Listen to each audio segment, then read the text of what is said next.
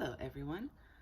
So I'm going to do some reading, and what I thought I would do is, instead of doing a couple of different books, I would do a chapter book. This book is so well loved in my house that there's actually no cover on it anymore. I don't even know where the cover is, but it's a fabulous one. It's one of my favorite books. It is called Diva and Flea by Mo Willems.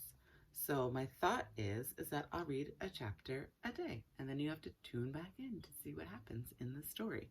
But the illustrations are wonderful. It's set in my favorite city of Paris, and it's a story about friendship and family and adventure and all of the great things. So let's start with chapter 1, shall we? Diva and Flea by Mo Willems. The illustrations are really fabulous. See, look at all these. The city of Paris.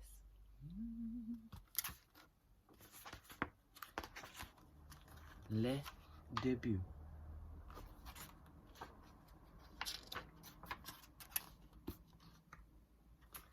Chapter 1. Diva and Flea then. This is Diva's story. For as long as she could remember, Diva lived at 11 Avenue Le Play in Paris, France. 11 Avenue Le Play was a grand old apartment building with a small gated courtyard in front. Many people lived in the building: kids, parents, old ladies, even an artist or two. In that building. Fabulous. Like most grand old apartment buildings in Paris, there was a jardin who lived on the ground floor. It was her job to make sure that everything inside and outside of the building was neat, tidy, and safe. Diva was the jardin's dog, which meant that Diva was practically responsible for the whole of 11 Avenue Le Play, including the courtyard. It was a very big job for a very small dog. Diva took her job seriously.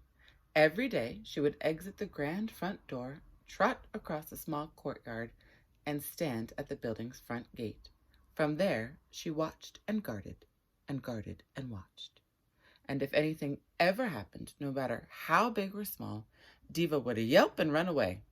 Diva was very good at her job.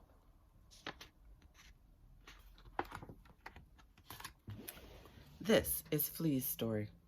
For as long as he could remember, Flea also lived in Paris, but at no fixed address. Flea lived wherever he was, which was usually somewhere other than it had been the day before. Flea did not even have a fixed name. Some people called him Puss, or Midnight, or Richard, but he didn't care too much about what people called him. He liked the name Flea. He thought it was a funny name because he was a large cat, and a flea is a small animal. Also, he may or may not have had fleas. Flea did have a fixed occupation, however. He was a flâneur. A flâneur is someone, or some cat, who wanders the streets and bridges and alleys of the city just to see what there is to see. A great flâneur has seen everything, but still looks for more because there's always more to discover. Flea was a great flâneur.